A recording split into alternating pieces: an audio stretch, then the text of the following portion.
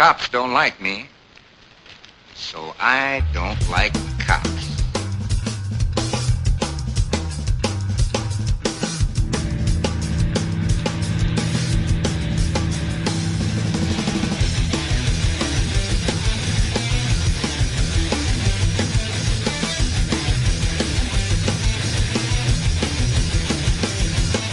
Badges don't grant extra rights. This is CopBlock Radio on the FPRN Radio Network. Here are your hosts, Eric, Adam, and Scott. And welcome everybody to the Copblock Radio Show live on FPRN Radio and syndicated across the interwebs, or you can download the podcast after the show at fprnradio.com. We do the show live, so there is the ability to call in and talk to us on the show, though we have a guest right off the bat right now. So with me tonight is Scott. Adam is moving, so now he's ditching us after I've been ditching you guys for the past 2 weeks. That's Man, it feels like I'm the only one that's like, tried and true, but I can tell you right now that in a few weeks I will not be here. I will be hopefully not federally detained, but I will be incommunicado. Uh-oh. What's up with that? Peace out, Cub Scout. I'm out of here, man. I got some stuff going on. Nothing bad, hopefully. Yeah, I think what are we at? 23 episodes so far, so we're doing good. Yeah, we aren't doing bad. It's all good, man. Yeah. So tonight we have Cody on from Peacekeeper, and you guys were talking about Peacekeeper last week, so you were all psyched to have him on, so we have Cody with us. Hey guys, how's it going? Thanks for having me. It's a pleasure. Thanks for calling, man. Cody, we touched base last week, and we were just kind of talking back and forth, and we couldn't get it together, but last week we kind of gave you a little bit of a plug, and why don't you do us a favor and do our listeners a favor, talk about yourself, tell us what you have going on, because you have one of the coolest ideas that I wish that I would have had.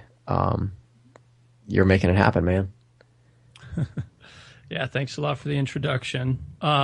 So I guess I'll start by telling you what the Peacekeeper app is, because that's what most people seem to be very interested in. Pretty much, it's a smartphone app that you can use on your iPhone or Android, currently in development. And you download this thing, and you can create networks within your neighborhood or within your, social networks that allow you to send, receive, and respond to detailed emergency alerts.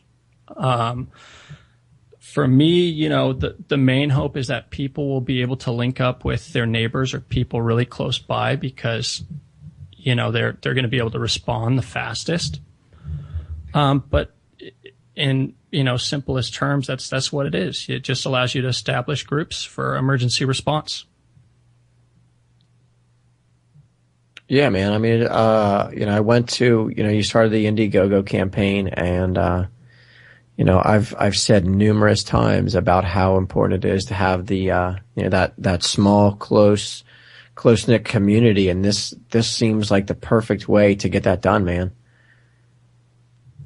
Yeah, totally. There's all kinds of crazy, theories. I'm kind of drawing a blank now. Actually, I think one's called like the bystander effect, and, there's a few others. And, when I was developing this thing, I intentionally made it so that groups would be small, because typically the larger the group, the less likely someone is to help out. So the groups are pretty small, but we have this added cool feature that allows for alliances. And so your immediate group, the idea is that those are the people, hopefully in your neighborhood, that are really close by, that can actually get there in time to actually make something happen.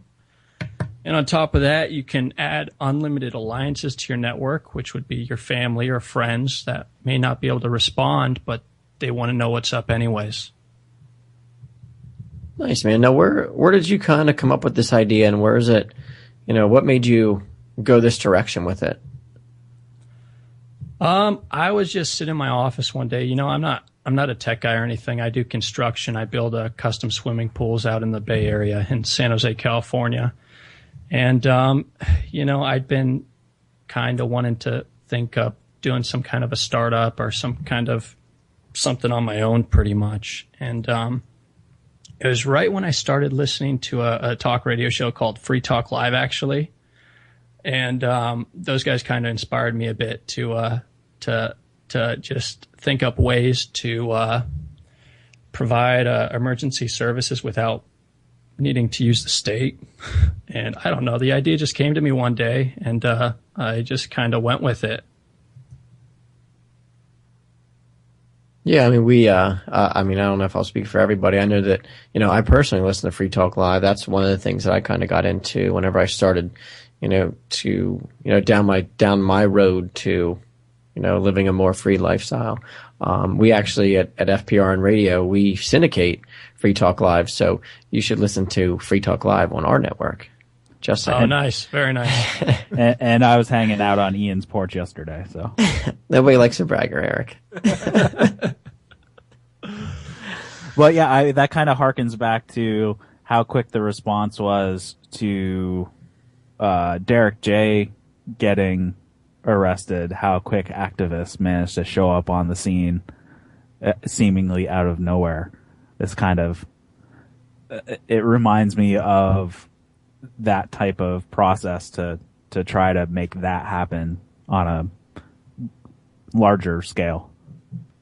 Yeah, totally. And my hope is that activists will use this, but I'm also hoping that people that aren't necessarily activists or libertarians or voluntarists will also use this, just because it can make their communities safer. And in a way, it can actually get people to kind of practice anarchy without even knowing it, because it does work better. If you can send an alert out to your neighbor in like 5 seconds that's detailed and get them to respond, I mean, who wouldn't want to use that, Yeah,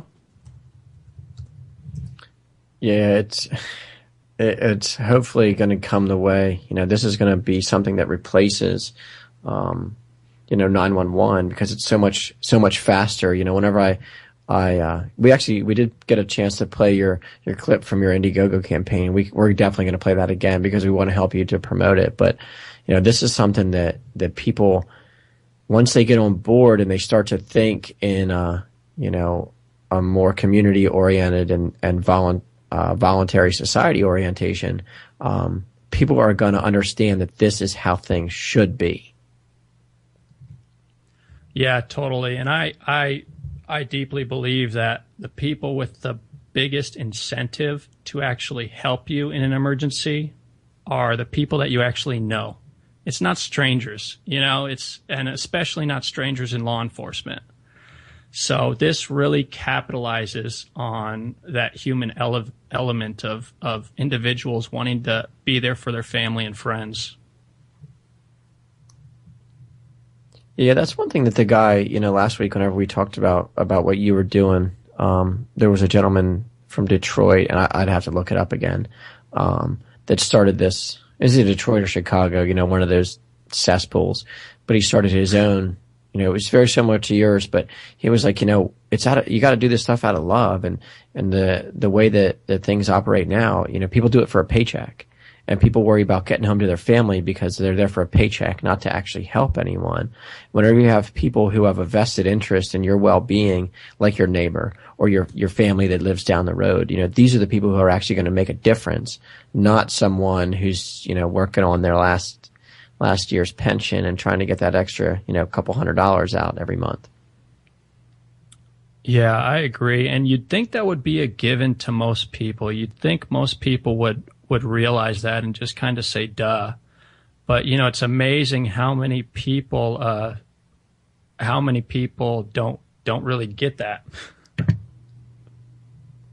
Yeah, Eric was saying it was a company called Threat Management in Detroit.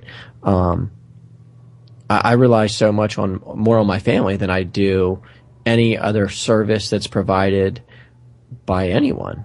I'm close with my family, and I know that if something happened to me, my family would be right there for me, and they would protect me, and I would do the same thing, man. And that's where it needs to get to. So where do you stand at right now with with your, you're on Indiegogo.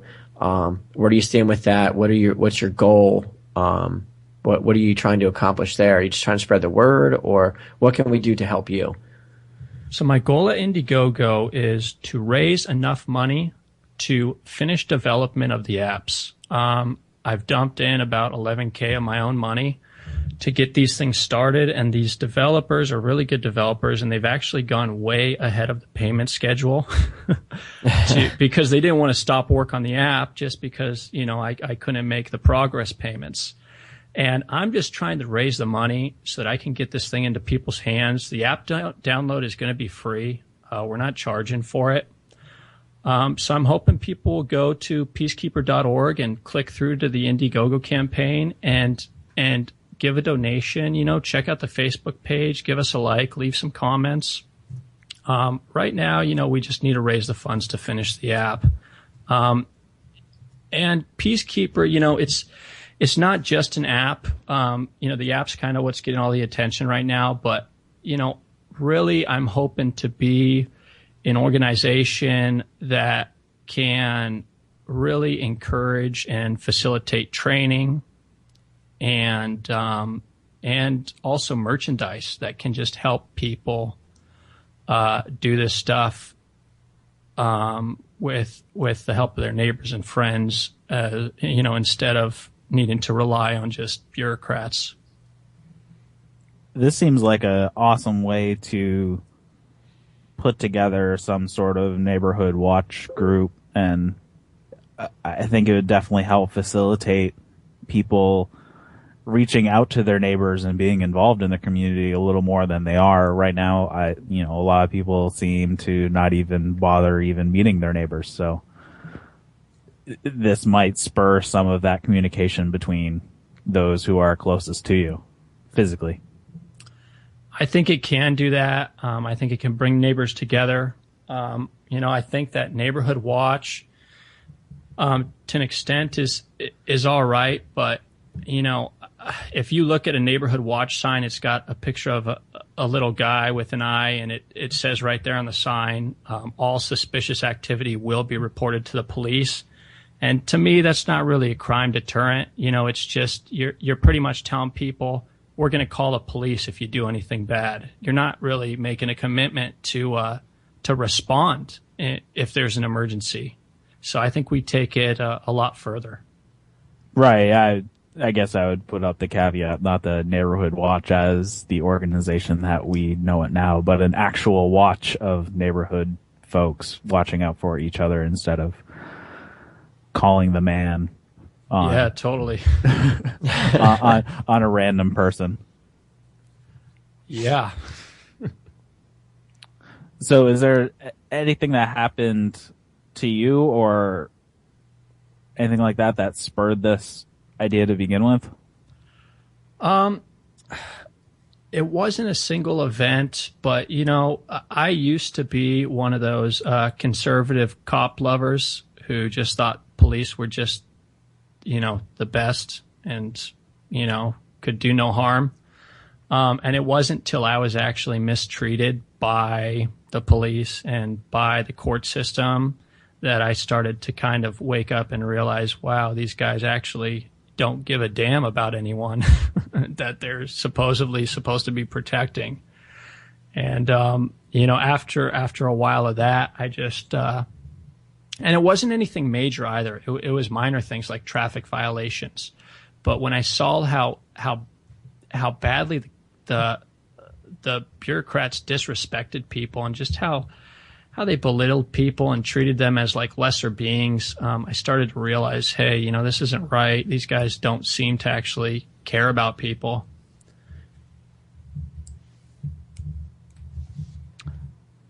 Yeah, I didn't experience the end of a police officer until after I got involved with all this. So it was kind of surreal when that came down. It's like, wait a minute, I didn't even do anything and yet you're arresting me? What? It makes no sense. Exactly. Yeah, it just seems like, I think that eventually everybody, Anthony, if you guys caught the end of Anthony's show, he was just, it's hard not to get just so passionate and just like boil over to where the point you're like, I don't understand why people don't see this.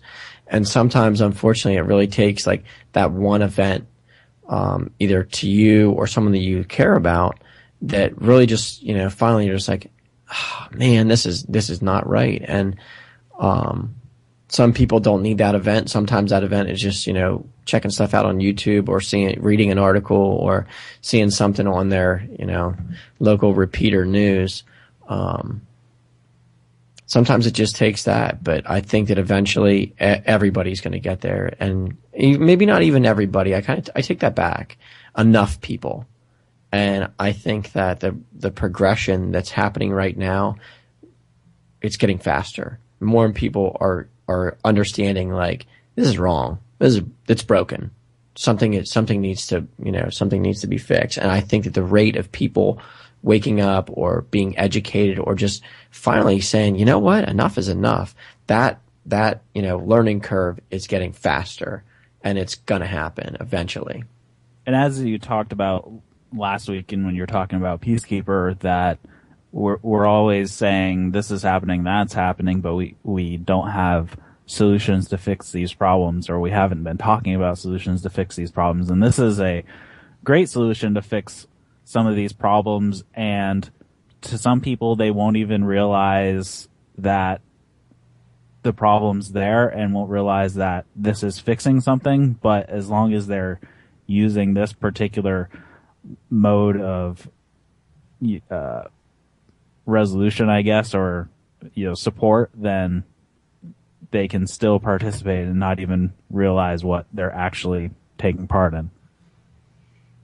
Because that seems to be most people. They don't know what they're taking part in to begin with. They want to at least acknowledge it. Yeah. Yeah. And I'm hoping it'll really take off. I'm not sure exactly what's going to happen. One of the other things about, Peacekeeper is like, I'm excited to see what people are going to actually do with it in their networks, because, I'm not really thinking everyone's going to do the same thing. I'm excited to see how different people are going to utilize it in different ways so that we can all kind of witness and investigate what actually works. So have you done any kind of like trial runs, or have you talked to anybody in your area or your little, community, like, hey, let's try to do this, and this is what I'm going to try to do? Have you had any conversations with people around you? Because you're the one who's spearheading this thing, it was your idea. Have you had any of those conversations, and how's the response? Yeah, I've actually spoken with many, many, many people about it, and most people love the idea. They think that, usually my reaction is, oh yeah, that's a great idea. That would work well. Every once in a while I get someone that just isn't really interested or doesn't really care. They've never had an issue with crime or the police, so maybe it doesn't really hit home with them. But yeah, for the most part, people hear about it, and once they understand it, it just makes sense. Yeah, it's kind of like a no-brainer, man. Now, are there really, Yeah. Are there kind of different categories where, if it's this type of situation, I want these people to respond. If it's this type of situation, I would like these other people to respond instead, or? So currently, the way the app works is on the main screen, there's 4 major emergencies. There's medical, intruder, fire, and abduction.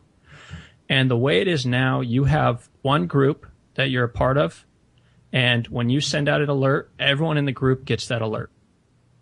It might be 1 people, it might be 12 people. For right now, that's all we have. Now, once we get this thing launched, I would like to have a system where people that are trained in a specific field or have experience in a specific field will have kind of like a badge on the app. So you can see that, hey, if it's a medical emergency, the guy in your group that does medical stuff, you can see if that guy's responding, and if he's the one responding, he would kind of take the lead. I would think if he's not around, then, someone else would respond. But, someone's better than no one, even if they're not, professionally trained. Because Yeah, I mean- I could see an application like this going beyond just kind of super emergency stuff, but like, hey, I'm stranded, my car's broken down, can somebody come get me? That type of thing. Totally. You know, the tricky part of developing the app is to make it simple. And there's so many different applications and so many different things that could be done. And the idea for me to begin with is just to make it as simple as possible, because, you know, if there is a major emergency going on, you don't want to have to hit a bunch of different buttons and go through a bunch of different information. Your adrenaline's pumping and, you know, your mind's not all there. So usually people need something simple where they can just hit a button or two and get the alert out. Yeah, I mean, keep it simple, stupid. You know, I mean, people, I'm not going to say anything bad about the public education system, but, you know, if the shoe fits, you know, America is not what it used to be as far as intellectually. And sometimes, you know, to get an idea across, it has to be so plainly simple where it's, okay, you have two choices or you have one choice, yes or no, you know. And I think that by starting it off this way, you're actually going to be more successful by making it just so user-friendly. Yeah, that's kind of what I'm hoping is for mass adoption of kind of the idea of a neighborhood network or a network of people that are close by. And, you know, maybe in the future we have a bystander mode to where when you leave your home, it automatically switches into a different mode that knows you're out in the streets, you know? But, yeah, that takes more updates, more money, more development costs, graphics, you know. Just a lot more stuff going on. Sounds good, man. I mean, you know, it's kind of hard. It's not very hard to sell us on this. You know, this is something that we need. This is something we've been looking for. And it kind of was like perfect timing for us because we kind of got to the point where it was like, well, you know, what are we going to do about it? Instead of just sit here and complain, you know, what's a better option? Because, you know, you'll complain about mashed potatoes until you figure out the carrots taste better.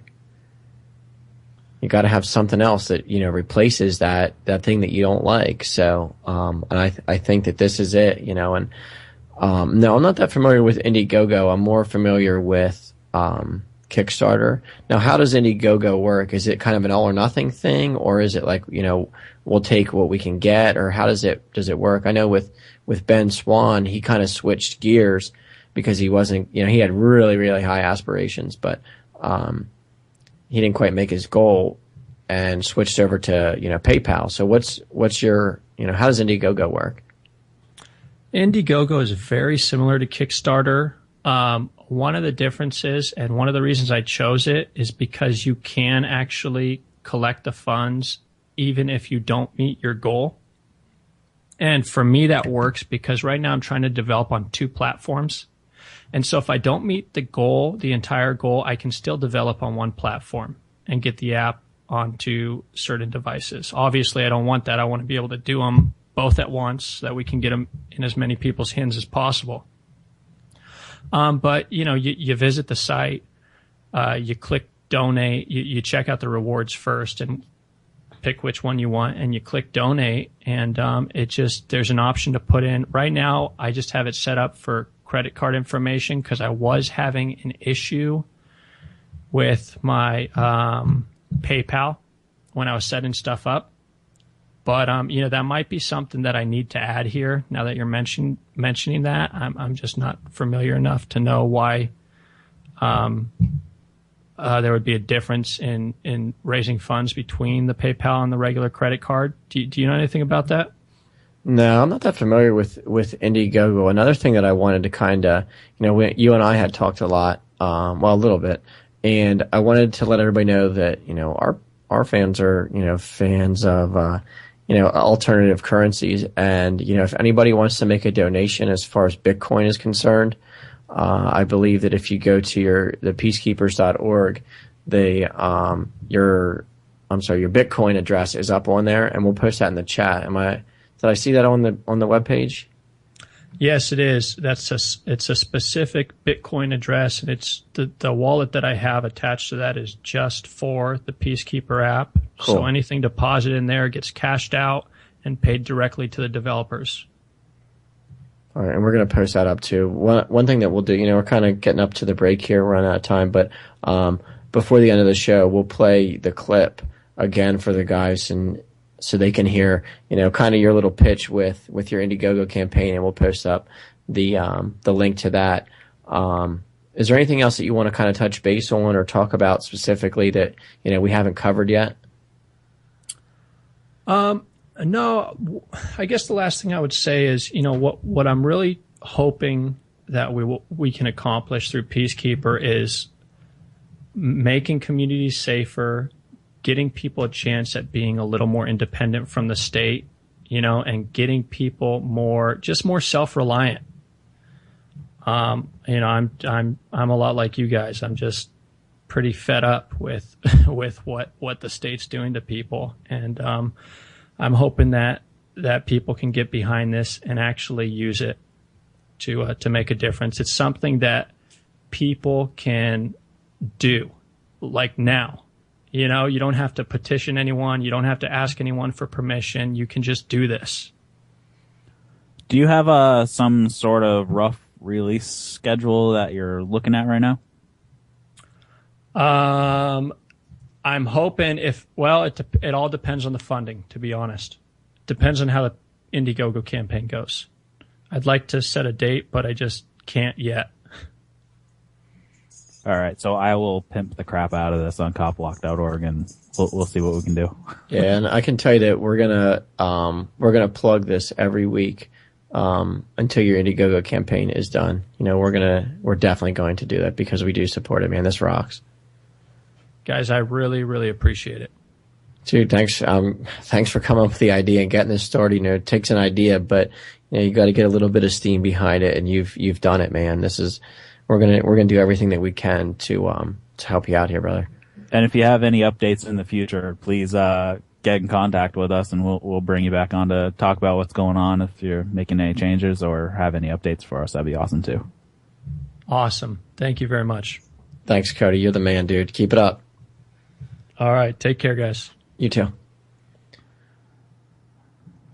So let's if our producers will cue the clip up. This is from Cody's Indiegogo campaign for the Peacekeepers app.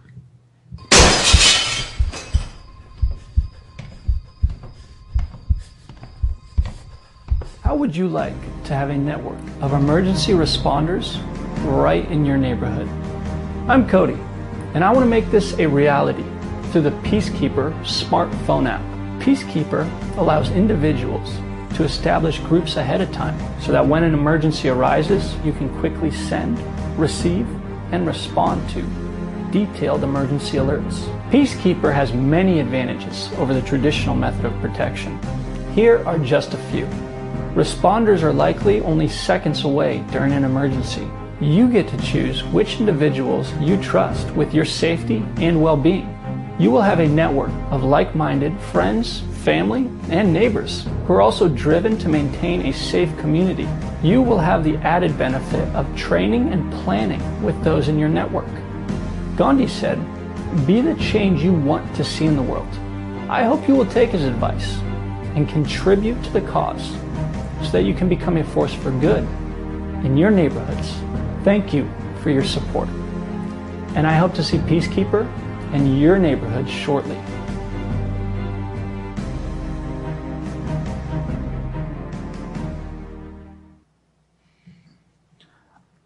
So I love this idea. It's so freaking awesome. So I really hope that people go, even, throw them a couple bucks. That's, $5 is the low end. And as you heard, he already put in 11 grand of his own money. So help him cover some of the cost. Yeah, man, he means it. So after the break, we have a very interesting guest with us, and you'll find out more. You're listening to the CopBlock Radio Show on FPRN. Satan today, a Mason who basically claimed my days on this planet faded to fade and be taken away. Proclaimed that I'd stay contained in the Vegas to stay. In 1997, a high school shooting was stopped by a vice principal with a gun. In 1998, a middle school shooting was ended by a neighbor with a gun. In 2002, a terrorist attack was stopped by a school guard and a teacher with a gun. After September 11th, pilots began carrying guns to protect their passengers. Let's give our schools and teachers the same option. Sign the petition at defendschools.com. Hi, I'm Trevor Moore. Due to the recent revelations that in order to fight terrorism, the NSA has been using a secret court order to spy on every single Verizon and AT&T customer, Americans have become outraged and concerned about their rights to privacy. But along with that concern comes a feeling of hopelessness. I mean, what can we do? Vote in new leaders? Well, the problem is that during an election, each candidate pretends to not be an asshole. Then when they get the job, they reveal that they've actually been a complete asshole this entire time. No, elections are of no use. The only way to fight back against our country's excessive wiretapping and data mining is to make it irrelevant. That's why we're launching Operation Everyone Talk Like a Terrorist all the time. If we all openly discuss terrorist plots in each of our phone conversations, then eavesdropping on those phone conversations becomes pointless. It's simple. We just need to work it into our daily vernacular.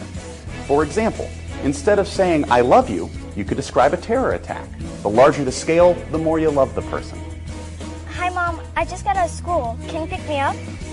I'll be there in 15 minutes. I'm gonna use a truck bomb to blow up the Brooklyn Bridge. I'm mailing anthrax to Curious Morgan. Or, nonsense about God's will being great could mean affirmative. Hey man, they have a 7:30 show, and do you think you can make it in time? God is merciful and his love is unchanging. Did you already get me a ticket? And those are just a few examples. You can make up your own. Have fun with it. But it's time for us to stand up and protect our rights. Because those assholes aren't going to. Nothing is more American than Diamond Gusset jeans. 100% American made since 1987. Soft and broken in from the start, yet more rugged and durable than any jean you've ever worn. Have you ever experienced missized jeans from China? Well, you won't with Diamond Gusset. Every pair is crafted to fit exactly the same and always feel like they were custom made. Need a 35, 37, or 39 waist? How about a 31 inseam? We keep all sizes in stock for the fit you need. Looking for a relaxed fit, slim fit, regular fit, boot cut, or straight leg? We got you covered. Buy the world's best fitting jeans at Gusset.com or call 1-888-8-GUSSET. Get free Gusset targets for the next time you go to the shooting range with the purchase of their new Ranger jean. Use code COMFORT when ordering to receive free shipping on all Gusset orders at Gusset.com. That's Gusset.com to get only the best all-American jeans. Hi, I'm Steve. I'm Irene. I'm Lisa. My name is Tom. I'm a graphic designer, College freshman. Stay-at-home mom with a full-time job. Scholar on social policy and a barista. and I'm just like you. I'm an Obama supporter. I support President Obama. But the president needs your help. Our president can't launch into another war without you. And remember, we promise to support him no matter what. Together, we can do it. That's why we here at the Americans for Whatever Barack Obama Wants, Did You Know He's Friends with Jay-Z, have launched a Kickstarter campaign to fund World War III. And America is dead-ass broke. So our goal is to raise $1.6 trillion on behalf of the U.S. government. That's where you come in. Even a small donation would make all the difference. When I first saw the president speak in 2008, in a YouTube clip posted to my Facebook page, I knew he was going to be right all the time. So I support World War III and IV and any moon war the president may want to start. I mean, there is no way that he or the cabal of corporate interests, spy agencies, and shadow bankers that tell him what to do would ever mislead us. A $25 donation will get you a piece of rubble from a war-torn Middle Eastern country kissed by Senator Lindsey Graham. A $100 donation gets you a day pass to leave your local refugee camp. You'll probably end up in a refugee camp, but it'll have free Wi-Fi. So please, help us reach our goal of $1.6 trillion so we can make World War III a reality. Why? Because Obama. Because Obama.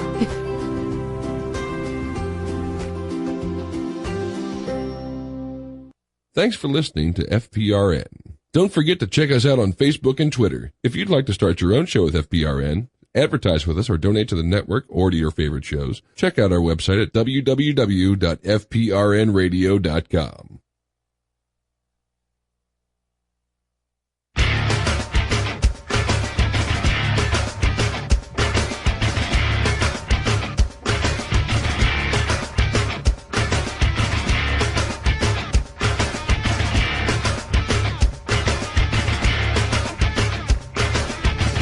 And welcome back to the CopBlock Radio Show live on FPRN Radio and syndicated across the interwebs. Or you can download as a podcast. And if you are listening to it as a podcast, just know that we do this show live on Wednesday nights at 9:30 Eastern Time. And if you tune in and listen to it live, there's a live chat and you can call in and talk to us. So it's one of the good things of actually doing a podcast live.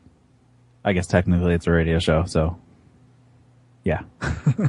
So with us we have an interesting guest, Tammy from Florida, and I guess really she can tell us everything that's going on. But Tammy, are you with us? Yeah, I'm here. So to you guys. So I guess tell us about yourself and what's going on, and then we can go from there. All right. Basically, I am a former law enforcement officer of 20-something years, so I've seen pretty much everything. I started out in one of the rougher neighborhoods back in 1988 in the city of Opelika, which was a pretty tough town, but it's it has its issues, but not so terrible when you try to venture over to another supposed greener pastures on the other side of the law enforcement game, another police department, which I had to find out much later. But I spent my entire life pretty much in law enforcement. I started out really young, and it's changed quite a bit through the generations, I must say. And and it's unfortunate to say that it hasn't changed for the better. It's changed for the worse, and it's not going to get better until people start speaking up and speaking out and, talking about what's really happening.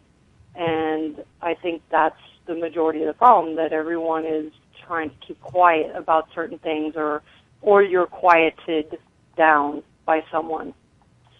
So it's so vast that, and I know we don't have a lot of time, so I would just, myself, I've done every aspect of law enforcement you can think of, except for internal affairs, which is something I really would not want to venture into.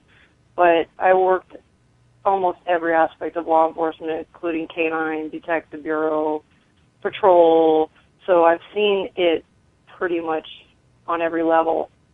And very disappointing of what's happening today. And there's so much, out there that it's hard to say where would you want to start, because I'm sure many people have many questions from coming from this side of the fence. I am in my own battle right now. I, spoke up as I am supposed to and turned in a bunch of dirty cops, and ever since my life has been a living hell. So a little bit more to bite off, to get started with, I think. It's pretty deep. Tell us a little about what was the situation that you turned in dirty cops for. Well, I've always made it very clear to people that I've worked with that I don't cross that line. And there are many that do, and I will announce that I don't cross that line. So a lot of, if they are crossing the line, they wouldn't do it in front of me. But in this particular case, I guess they felt that if they could get me involved in their scandals, then I would be committed to their scandals. In other words, in this case, and it is public record, so you can read it yourself, I turned in police officers that were stealing from basically the police department, the public, tax dollars, the old triple dipping. And I was put in that position. I didn't ask to be put in that position, but I was put into that position. And I chose to turn, when I, with the paperwork itself, I observed that, that there was a lot of this going on, double billing, if you want to call it. when I reported it the first time to the police captain, he was like, I'll take care of it. Don't worry about it. And I was like, yeah, you kind of need to give me a better answer than that. I'll take care of it. But here, initial these papers. And I'm like, no way. So then it was either you do this or you're disobeying a direct order. And I'm like, well, you're giving me an illegal order then. So from there, it never got fixed by the police captain, and I chose to ultimately go into human resources. And then I was ultimately directed to the town manager's office. And when I went into the town manager's office and told him, hey, this is going on, I was fired 5 days later. So, and there's a lot more intricate details about it. But the worst part of it is that I did do the right thing. And I did what I was supposed to do, and I turned in what I was supposed to turn in, and at the end of the day, and since then, I did have a civil litigation that I went through. All of it came out in there, and it goes back to the backgrounds of the people that I was working with. Now, I need to correct myself because I started out with the city of Opa-locka, which was a very good learning ground for me.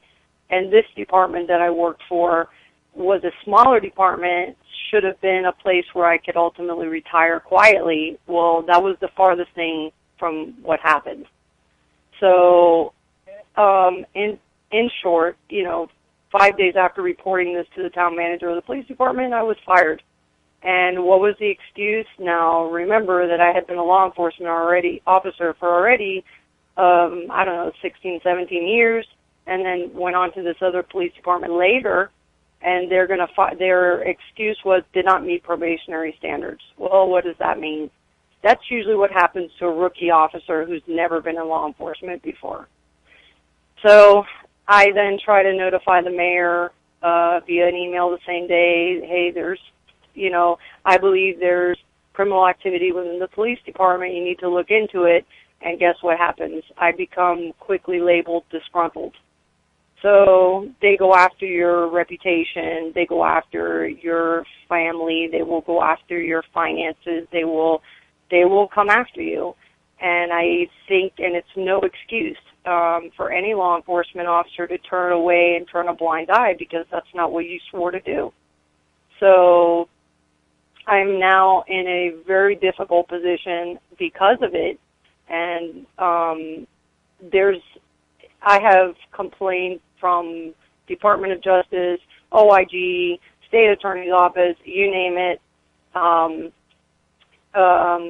about what's happening with me now. Backing up a little bit, I did report it to the State Attorney's Office after I was fired within days, and they launched an investigation on that police department. And as a result, 25% of the police department was gone. The chief was asked to step down. The captain was asked to step down. 3 officers were arrested. 3 officers turned in their police certifications in lieu of arrest. And the 3 are still awaiting trial. And they were arrested for theft from the city, organized scheme to defraud, and all these other things. But the funny thing about it is that they're still working. And they're still working and getting paid and taking sergeant's tests. And yes, you're innocent until proven guilty. I believe in that. But it doesn't work that way in this country anymore either. So there's 2 sides to everything. And I can only tell you my side of the story and exactly what happened. And everything that I've just told you up until now is all public record. The Miami New Times did a story on it. And, in the beginning that I had reported the dirty cops and they got arrested. And, ever since then, on blogs, on the internet, they have threatened me, my family. They've come after me through the government, making, allegations of crimes that I've committed according to them now. It's just very twisted. And they have spent millions of tax dollars chasing me, and it's bad. It's nothing good about it, and unfortunately, it affects everybody.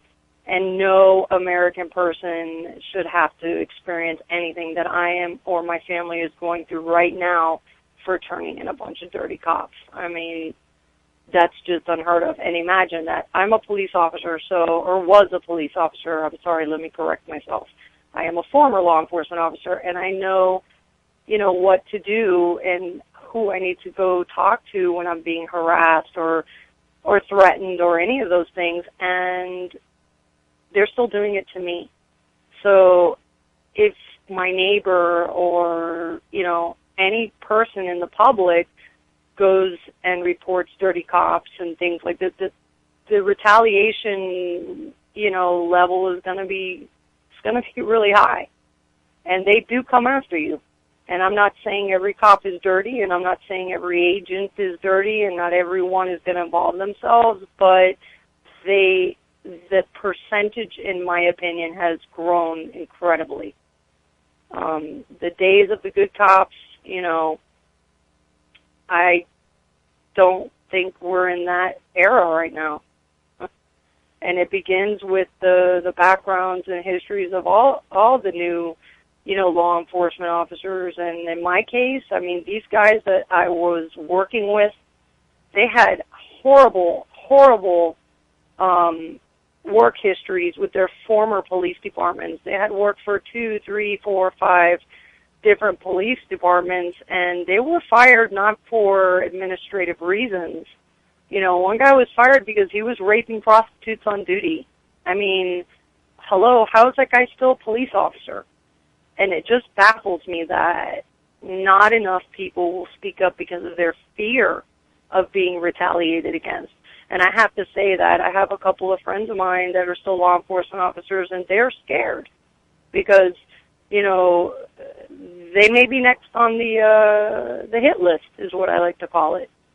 And they will use every government entity to come after you if you, speak beyond that blue wall or that blue line, whatever you want to call it. So that's it in a nutshell.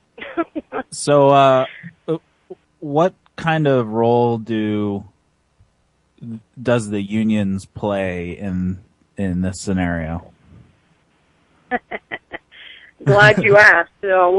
Which side of it would you be referring to? My side, where I'm being attacked because I'm no longer a law enforcement officer, or during the time that I got terminated. Unions are a funny thing. They, when it comes to, I'd say, raises, or they want more benefits or something like that, oh yeah, they're there for you. It's a group thing, and, we're going to raise our fist, we need more money and things like this. When it comes to, hey, listen, I need the union now as a law enforcement officer because I'm being retaliated against. Oh no, well that's a civil matter. So you pay your dues and you pay every month your dues so that in the event that something happens, you can go to the union, because the union are the officers. They're the people.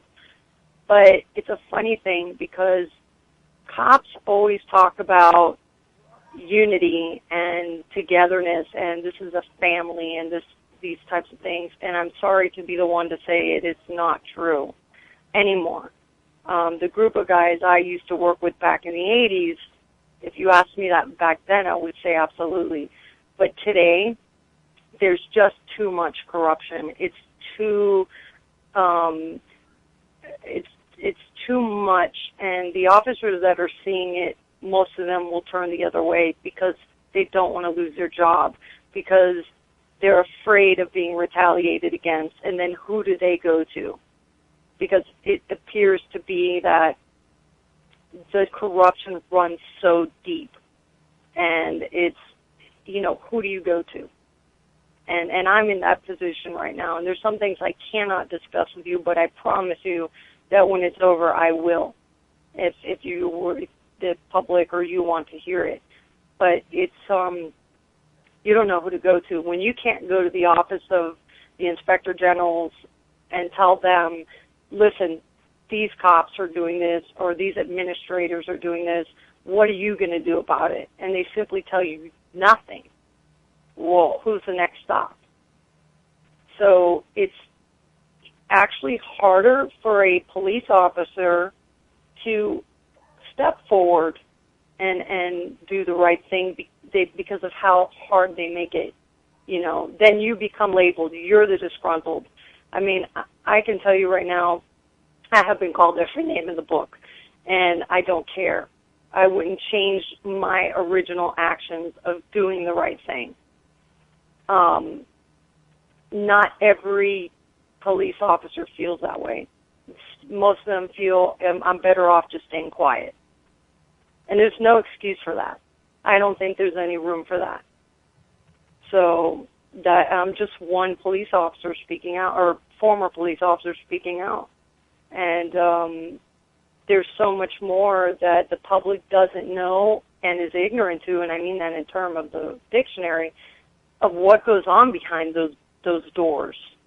You know, the fear that some police officers really have because they don't want their families harassed. They don't, you know, you'll end up finding yourself defending against what you once believed in. It's truly sad. I don't know how far you want to get into it, but when you type in your name into Google, this lawsuit is not the first thing that comes up. Not anymore, because Not they anymore. have the folks that I was involved in the civil litigation. They, during that time, and I know where you're going with it, during the time of my civil litigation, they had started making allegations against me and my husband. I have to be very careful about what I talk to you about this part because it's ongoing. I promise you when it's over, I will give you every detail, and you can ask me any questions. I am brutally honest. The problem is that I'm a little bit restricted as to what I can get into at this point. I will tell you that it is very easy for a law that is so gray to be translated into what they want it to be. I will tell you that, if that makes any sense. And they can manipulate, and when I say they, I mean these government agencies that I kind of mentioned before, will manipulate the law to where they can retaliate. And I know this sounds like a story, and I know it sounds like a movie, and, you know, everybody tells me this, and I'm like, no, this is really happening. There was, in its public record, there was a search warrant executed on my home. My house was invaded by the same people that I believed in once, and the laws that I believed in. And it's horrible. It is absolutely horrible what they're doing to my family and I. And if you research it enough, you'll see a timeline period where you're like, okay, she sued the police department, and then and then right after that, they're executing a search warrant in her house, or during that time, they're executing a search warrant in her house. If you look at the timelines, it's so elementary, it's ridiculous. You know, one action happens, and then another one is taken. And another action happens, and another is taken. Do you understand? So it's nothing that I don't want to talk to you about. I would love to get into great detail about that, because that is how they use and manipulate the system. Look what's going on with the IRS. That's a part of this as well. You know, that should not even be an authority, because it's so corrupt. And it's all a part of it. And I'm just one that what they are trying to do is break me and my family down. And they have vocally and openly said that's what they would do, that they will break me down. And all you have to do is go on to Leo Affairs and look at all the threats that have been made against me and my family, and the discussions of a closed criminal case with information that nobody should know about. Leaking information. Why is that? Because these people are all involved. So it's bigger than what most people can think, you know, and it started very simply by turning dirty cops. I've never had any issues like this in my whole career.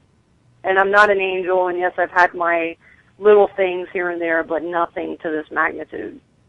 So if there's anything I can answer you regarding that, I will.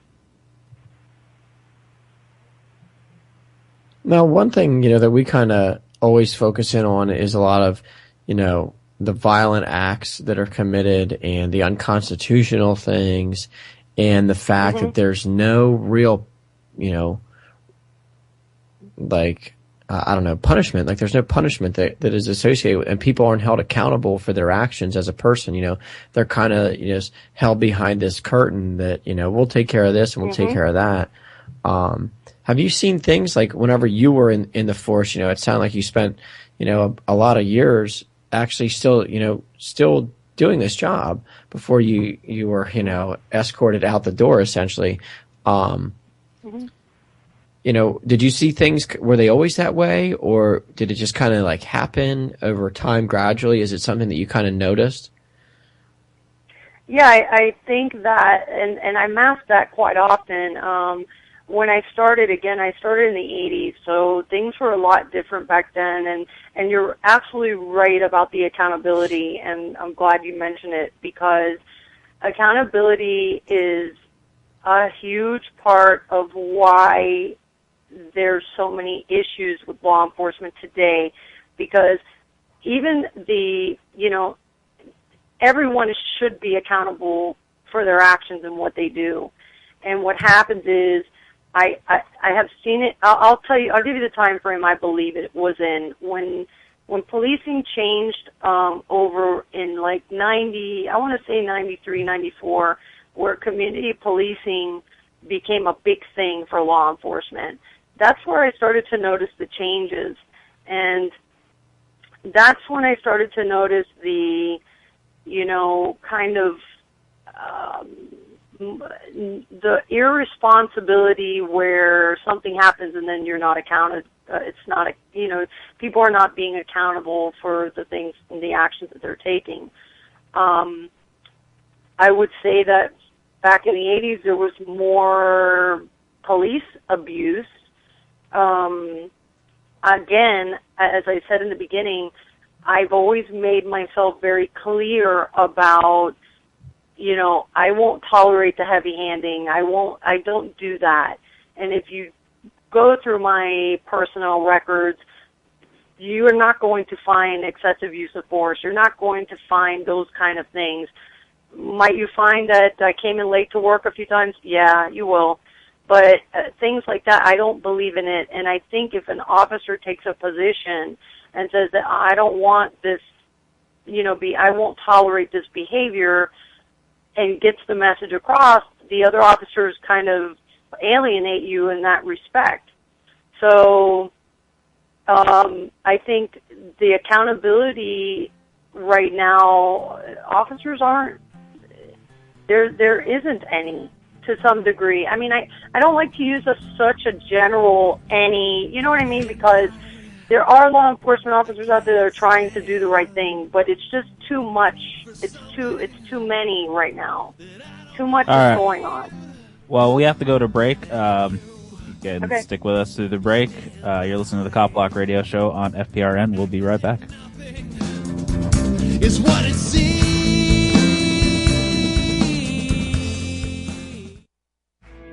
Mr. President, members of Congress, you've been making a lot of noise about taking our guns away. But you might want to review history. 1835, Gonzales, Texas Territory. The authorities wanted to confiscate the big gun that protected that colony. You know what the people said? Come and take it. Because they were willing to fight for their freedom and their guns.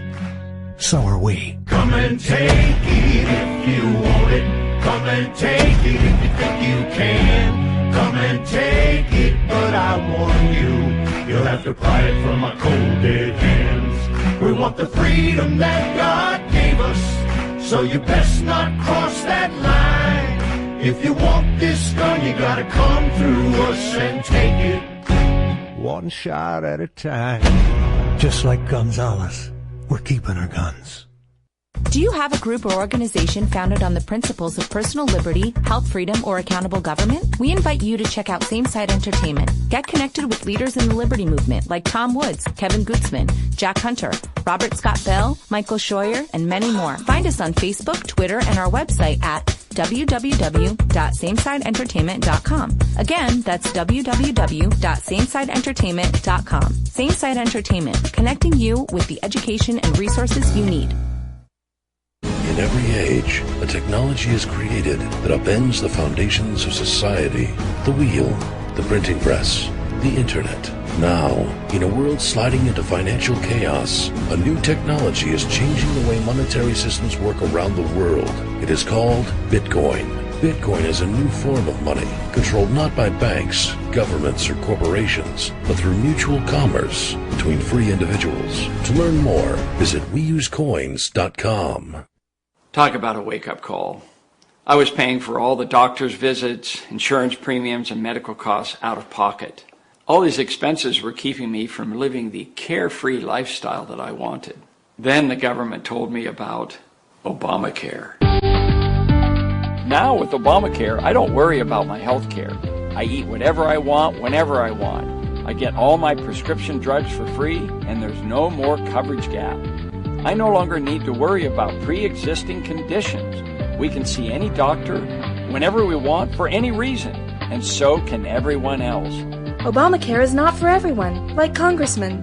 If you are already healthy, do not use Obamacare, as you will see your premiums go up. If you are a sick person, do not use Obamacare, as you will see your premiums go up. Many people on Obamacare may experience longer wait times and fewer doctors, and denial of your treatment of choice. If you are faced with a healthcare situation, you may be denied treatment through government rationing. Obamacare even covers my kids up to age 26. If you experience a recession lasting more than 4 years, stop taking Obamacare and contact a travel agent to move to the Bahamas or New Zealand. And the best thing is that Obamacare is free. Obamacare is not free. Obamacare will increase the national debt by $863 billion in 10 years. Your taxes will go up $569 billion by 2019. If you see a major jump in your premiums, you should opt out of Obamacare immediately. Opting out of Obamacare is illegal and will incur major fines and penalties unless you are a union member who received a special waiver from the Obama administration. Obama is not responsible for the negative effects on the economy, your pocketbook, your freedoms, or your health. Obama solved all my problems. Obamacare. Live your carefree lifestyle. Nothing is more American than Diamond Gusset jeans. 100% American made since 1987. Soft and broken in from the start, yet more rugged and durable than any jean you've ever worn. Have you ever experienced missized jeans from China? Well, you won't with Diamond Gusset. Every pair is crafted to fit exactly the same and always feel like they were custom made. Need a 35, 37, or 39 waist? How about a 31 inseam? We keep all sizes in stock for the fit you need. Looking for a relaxed fit, slim fit, regular fit, boot cut, or straight leg? We got you covered. Buy the world's best fitting jeans at Gusset.com or call 1-888-8GUSSET. Get free Gusset targets for the next time you go to the shooting range with the purchase of their new Ranger jean. Use code COMFORT when ordering to receive free shipping on all Gusset orders at Gusset.com. That's Gusset.com to get only the best all-American jeans. Thanks for listening to FPRN. Don't forget to check us out on Facebook and Twitter. If you'd like to start your own show with FPRN, advertise with us, or donate to the network or to your favorite shows, check out our website at www.fprnradio.com.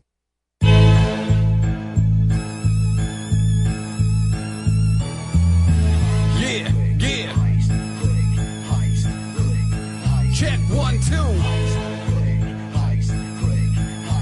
And you're listening to the CopBlock Radio Show on FPRN, or you can download it as a podcast after the show at FPRNradio.com. We are talking to a very interesting guest, Tammy from Florida. She's a former law enforcement officer who has felt the wrath of the other law enforcement agencies in her area for turning in unsavory characters. Before the break, we were talking about accountability as being one of the problems. Now, you won a lawsuit against the city, correct? That's correct. And I'm guessing that and the people involved didn't actually have to pay. It was end up the city that actually covered the costs, right? Yeah, would be their insurance carrier that would end up paying that price. And essentially what I did get back was what I was awarded was my back pay, what I would have earned, and my benefits. But there's no amount of money that will fix the damage that these people have done to me and my family. And it's funny, while we were on the break, I went to Google myself because these people are so psychotic, and I promised I wouldn't use bad language on the radio. My friend was like, don't go F-bombing on the radio, so I'm not going to. It's all right. We're not on terrestrial, so you can swear all you want. Yeah, I don't know. I think they would be disappointed, but I have, I do have the potty mouth. Not getting sidetracked, but I do have a terrible potty mouth. My husband calls me the sailor, my wife the sailor, but it is what it is. But he just, I Googled myself, and these people are so psychotic that, on the internet, the more you Google something, the more that's going to be the first thing to come up. There's, not very many police officer Tammy Valdes in the world, but I'm the top one. And I noticed that they have been desperately trying to get my name out in the public, as I'm this dirty cop. And the people that truly know me and that have worked with me know better. So I don't care what they say about me. I've been called every name in the book. I don't even want to get to some of the names they've called me. But dirty cop, they can throw all they want to. They'll never prove that. I've never been that way. My husband either. There is a lot of in-house envy and jealousy and things like that. And if you're established, both my husband and I were police instructors in the police academy, so we've seen a lot of stuff firsthand, but we've always worked our jobs, both of them, being police officers and being trainers, and we would get a lot of, the smart-ass comments and things like that because, you guys, you think you're the best and this and that. And I'm like, no, this is my job, and it's what I enjoyed, and my husband started really young as well.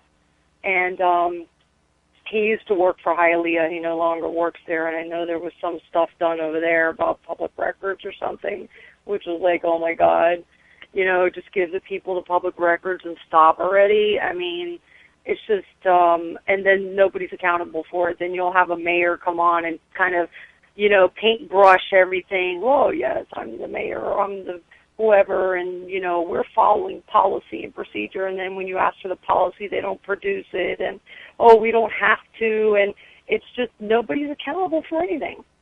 Nobody's responsible. Everybody, a lot of these people just say whatever they want to say, and they take whatever actions they want to take, and they're not accountable for it at all.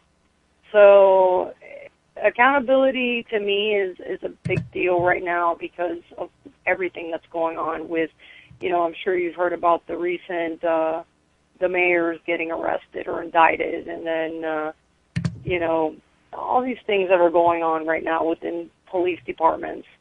And why is that? I mean, I think sometimes we have to take a step back and see where it starts.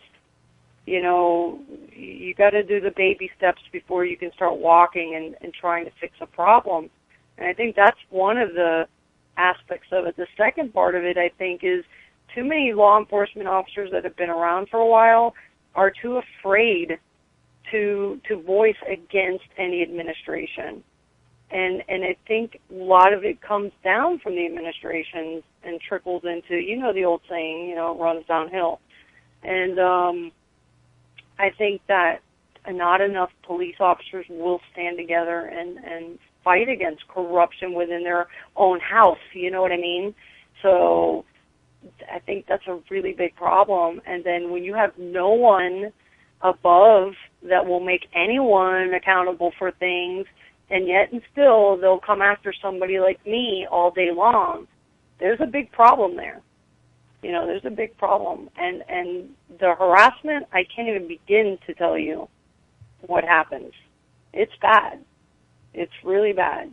And, you know, that's something that needs to be addressed. And you cannot just go around harassing people and threatening people. For example, not only am I involved in this case of my own, but I'm still a whistleblower.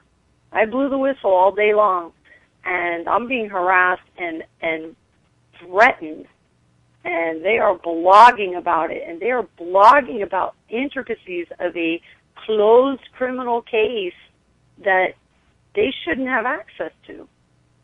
So who's accountable for that, and who protects me? No one, myself. So, you know, it's a tough thing. And I can speak firsthand about it because it is happening to me and my family. Yeah, I mean, it seems like it's so few and far between. And what percentage would you say of people could be reached to, you know, speak out against what's happening? It seems like there's nobody. Like, you're one of the first people, you know, that I've had conversations with on a realistic level, where you talk about things like, you know, corruption and what happens whenever you do basically essentially break rank. And how many people do you think that can actually be reached? Not even just people who are going to blow a whistle or stand out, but people who would actually understand and are willing to, you know, to do something about it. There's less than 1%, because it is such taboo. If you're speaking of law enforcement officers, I assume. Yeah. It's such taboo for them. I think because I'm candid about it, it's because I didn't just wake up yesterday and decide that this is the way I was going to be. When I became a law enforcement officer, I meant what I swore to. Am I perfect? No. Not by any means. I do make mistakes. I have made mistakes, but not to the point to affect somebody's life forever. You know, even the simplest thing, if I pulled somebody over for a traffic violation, and I would take those extra 3 minutes and tell them, look, these are the things that you need to do. A lot of cops won't even do that today. You know, hey, you either go to court, you can go to traffic school, you can pay the fine. It's your choice. You know, I think that what happens is it becomes, for these guys, a business almost, where, you know, they just want to scratch out these tickets. And then in between that, you may have an incident or something may happen, like the driver may say, hey, what did I do wrong? And what happens? Typical. What happens? I'll talk to you when I'm done. Why is that? Tell the guy what infraction he violated, you know? What is so difficult about that? And I would see that like over and over again. I was like, really? And that's a lot of the reason why I was in K-9 for 6 years. And I enjoyed those 6 years more than anything, because why? My partner was the best on the planet. And I knew that he wasn't going to make any mistakes unless I made the first, you know, and that was my dog. And it just, you get to a point where you start to, if you start this way in a good way as a law enforcement officer, you'll always be that way. They don't turn into these dirty cops. I think they're just that way from the beginning, and they slip through the cracks, or they make, they make it through because somebody's father, brother, sister was a cop already. And I just think that it starts before they even are wearing the badge, and then when you're in the academy, you're taught this code, which is baloney, and we're brothers and sisters, and the most hypocritical thing to me, and this is going to sound really harsh, and I told you I was brutally honest, is the police funerals. I can't stand them. My best friend was killed in the line of duty, Lynette Hodge. She was my best friend. We went to school together. We were very, very close. And I remember when she died, the police officers that we worked with, some of them who would talk about her behind her back, this kind of thing, and then they go to this police funeral, and then everybody is a brother and a sister. And I don't believe that. And I don't believe in that anymore. Lynette was my sister, as we were very close. And I never again had a relationship that close with someone that was in law enforcement like her. And it's just this facade that, everybody is blue. Well, that's not true anymore. I don't believe that. I believe you have a very small percentage of law enforcement officers that are really there, and they know who they are, and they do the job, and they do it the way they're supposed to. In other words, they follow the letter of the law. And if you don't know, ask. Some of these guys now with the videotaping of the traffic stops is hilarious to me. I have to laugh with the comments that they make to the people, the citizens about, you can't film me, but I can film you. What is this? So what? Film me. What's the big deal? It's such stupidness on their parts, or ignorance on their parts, just to, we work for the public. You're a public servant. And that is a big problem right now as to, I think they lost the meaning somewhere of what their job is. They're a public servant. You work for the public. I pay taxes too, but still, that was the job I chose. And in police academy, when they graduate, they swear, they talk about the code of ethics. And I don't think there's a law enforcement officer right now that could sit there and recite that entire thing. I couldn't do it. But you got to remember some of it. And people want to be treated like human people. Like humans. They want to be treated right, and there's nothing wrong with that. If I get pulled over, and I have gotten pulled over as a civilian or whatever, and I get the attitudes from whatever law enforcement agency is pulling me over, I'm saying, do you really have to be that way? Seriously? There's a time and place for everything, and there's a time and place for behavior modifications, but it's the things that I'm seeing more and more and more are not where the officer's in danger, or it just seems like the day-to-day occurrences, and you're seeing it more. I just saw a video, I think it was on your site, where the female was DUI, and they end up beating her on the ground or whatever, and I'm like, and then they ask you yes or no, do you agree with what the officers, their actions were? And I looked at it, and I understand that maybe we didn't see some parts of beginning of what happened, but I could clearly see that the girl, she was intoxicated, and she was probably having trouble staying up. And maybe, that she was falling from being intoxicated, and they took that to another level, and I was disturbed by that. So that kind of stuff you're seeing more and more, and then what happens? From what I understand, that particular situation, I believe the officers are still at work, and I can tell you if that was me, I would be suspended at home with no pay. So, there's unions, like you had mentioned earlier, and there's, remedies for law enforcement. And yeah, everybody's innocent until proven guilty in this country, I thought at one time. But I don't see that as anymore. And it's really sad.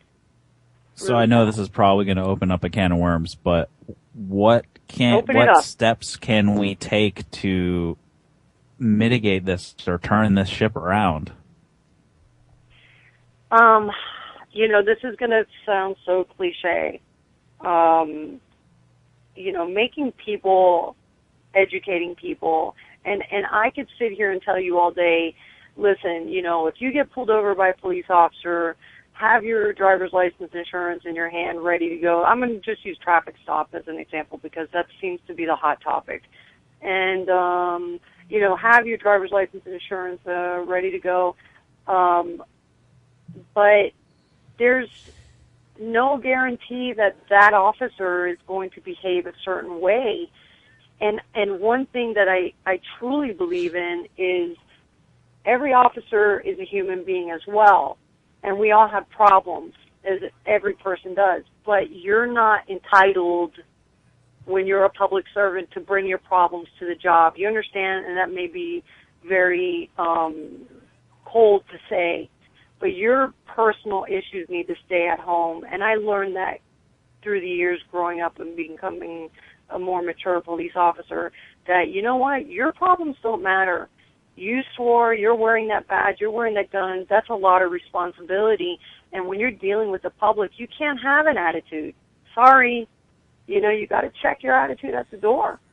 So I think, number one, dealing with law enforcement, you try to just do what's required. Hey, they ask you for a driver's license, okay, here it is. Insurance, whatever. But it's so easy for me to say that. That would be the best case scenario in a rose-colored glasses world, where every cop would be like, hey, thanks, give me a second, I'll get back with you. And that's the way it should be. Everybody has their day in court. And the worst thing that I have seen is, when an officer says, I'll let you know what you did in a minute, and especially if it's somebody alone. I can see if you got a car full of people, keep your hands where the officer can see them, because, you don't know what you're up against. And not to try to paint any pretty pictures, but, when an officer conducts a traffic stop, he doesn't know what he's getting.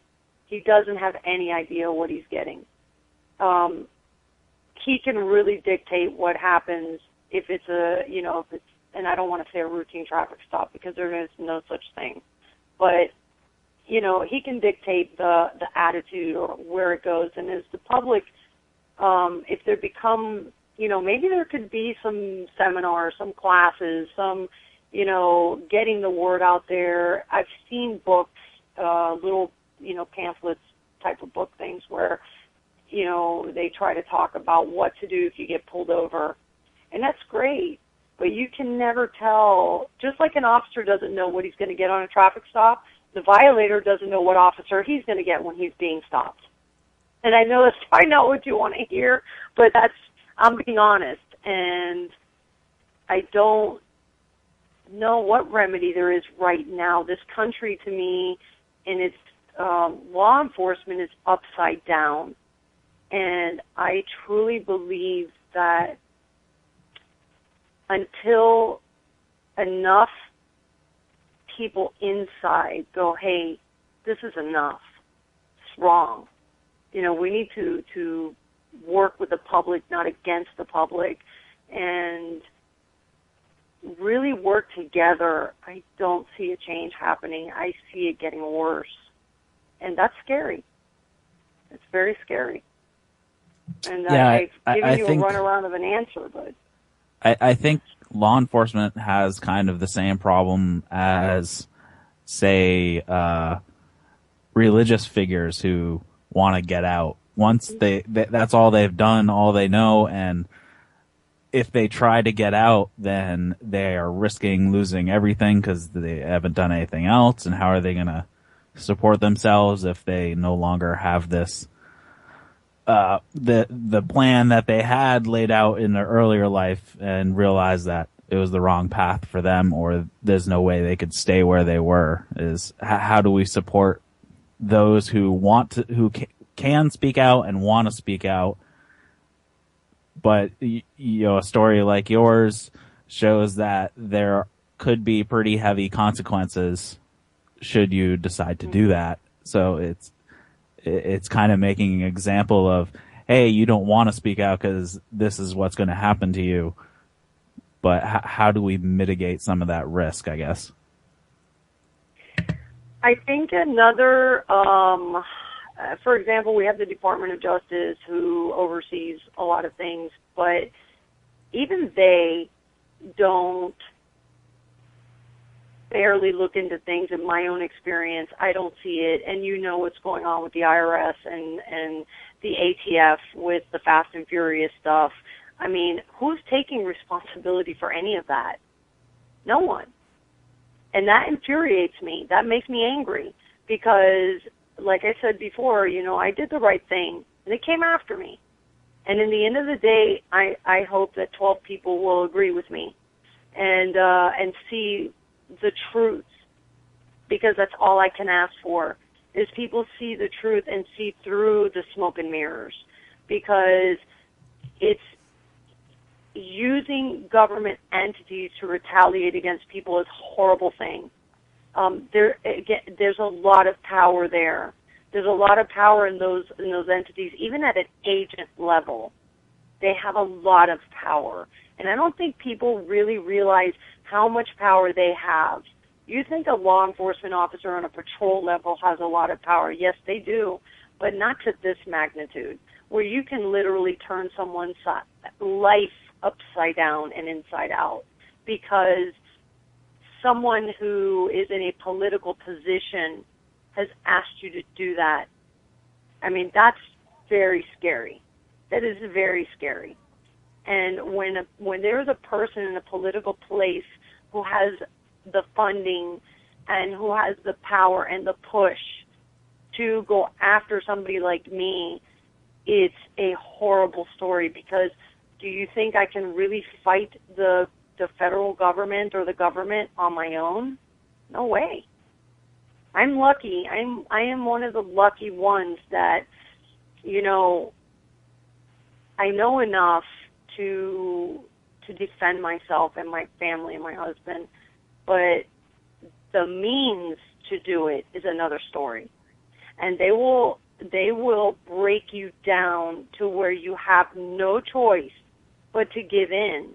And that's why you don't see a lot of cops speaking out these days, and saying, hey, this is, because it's in your face everywhere you look. And you don't see a lot of them because they see people like me, and my husband and I are both very well known in the police community.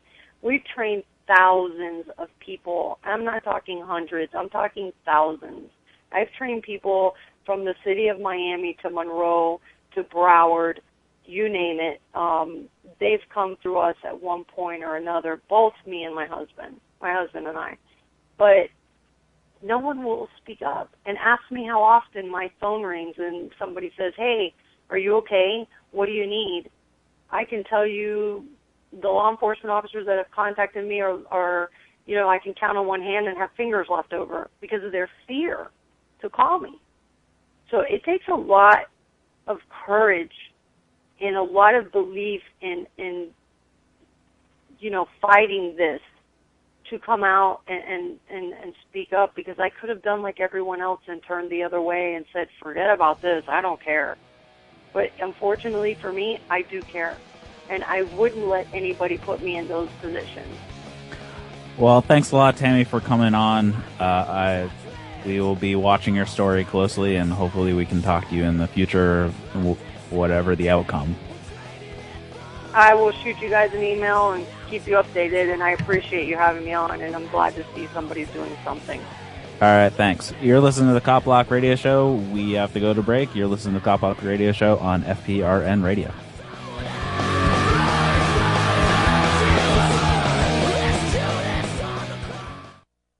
Tired of living in a violent society?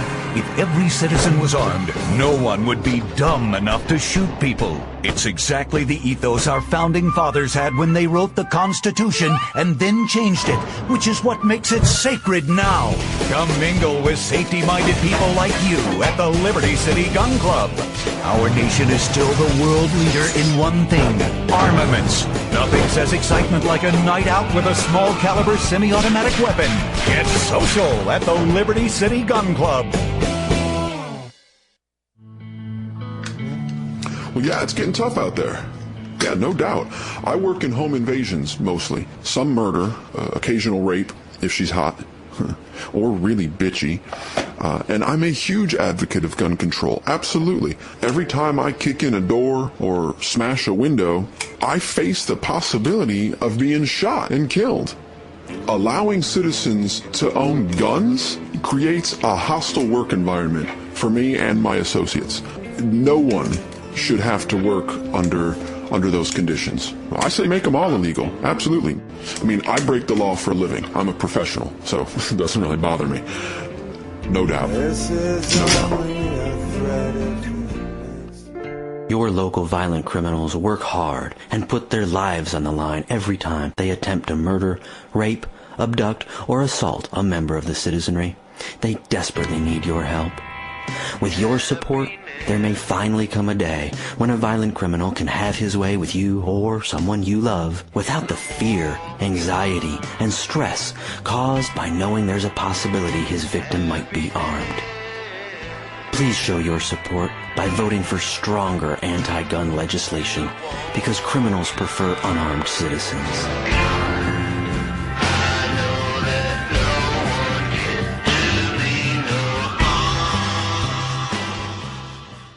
Nothing is more American than Diamond Gusset jeans. 100% American-made since 1987.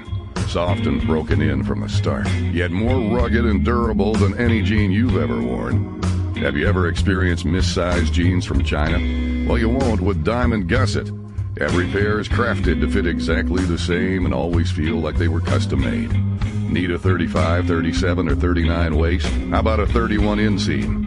We keep all sizes in stock for the fit you need. Looking for a relaxed fit, slim fit, regular fit, boot cut, or straight leg? We got you covered. Buy the world's best fitting jeans at gusset.com or call 1-888-8-GUSSET. Get free Gusset targets for the next time you go to the shooting range with the purchase of their new Ranger jean. Use code COMFORT when ordering to receive free shipping on all Gusset orders at gusset.com. That's gusset.com to get only the best all-American jeans. Do you have a group or organization founded on the principles of personal liberty, health freedom, or accountable government? We invite you to check out Same Side Entertainment. Same Side is a source for activists and liberty organizations to connect with well-known leaders in today's growing movement for sustainable living, personal liberty, and sovereignty issues. Same Side has a variety of keynote speakers, debate panels, interactive web presentations, musicians, and liberty-based entertainment, as well as services for web design, graphic design, video, and photography. Same Side can help customize your event by connecting you to the best of the liberty and political world while staying within your budget. Get connected with leaders in the liberty movement like Tom Woods, Kevin Gutzman, Jack Hunter, Robert Scott Bell, Bob Murphy, Michael Scheuer, John Bush, Jordan Page, Tatiana Moroz, and many more. Find us on Facebook, Twitter, and our website at www.samesideentertainment.com. Again, that's www.samesideentertainment.com. Same Side Entertainment, connecting you with the education and resources you need. To think something so small could control you. And everything you do. When your life and all you love are on the line. The RFID chip is always with you, threatening your privacy, causing severe risk to your health and personal safety, and killing you if you do not obey rogue government demands. Because I want to increase my risk of cancer. Because I want to live in a cash-free society. Because now the government is looking out for us. Because I have the mark of the beast, but it doesn't have me. Ask your doctor how to get your chip implanted today. because we want to track your every move. Thanks for listening to FPRN. Don't forget to check us out on Facebook and Twitter. If you'd like to start your own show with FPRN, advertise with us, or donate to the network or to your favorite shows, check out our website at www.fprnradio.com.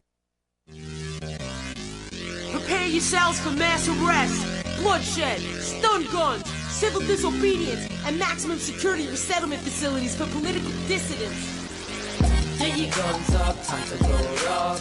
The revolution has just begun. Get your guns up, time to stock up. There's a victory to be won. When disaster strikes back, you read the riot act, and we aren't having that. And welcome back to the CopBlock Radio Show on FPRN, or you can download it as a podcast after the show. And if you're listening to the podcast, we do this show on Wednesday night at 9:30 p.m. on Wednesdays Eastern Time. So you should check it out live, because we have a lot of fun in the chat room, and it's been rolling pretty quick this evening. So yeah. So now I totally forgot where I was going to go with this. We have a guest. Oh yeah. Well, actually, first I gotta give a shout out to Diamond Gusset, because they are awesome with sticking with us and advertising on the show, and you should go check them out. They're 100% American-made jeans at gusset.com, and they have in-between sizes, which Adam's not here to bust his balls on. So if you need a 31 or a 33, they have those. I don't think Adam is either one of those. Probably not. I don't know.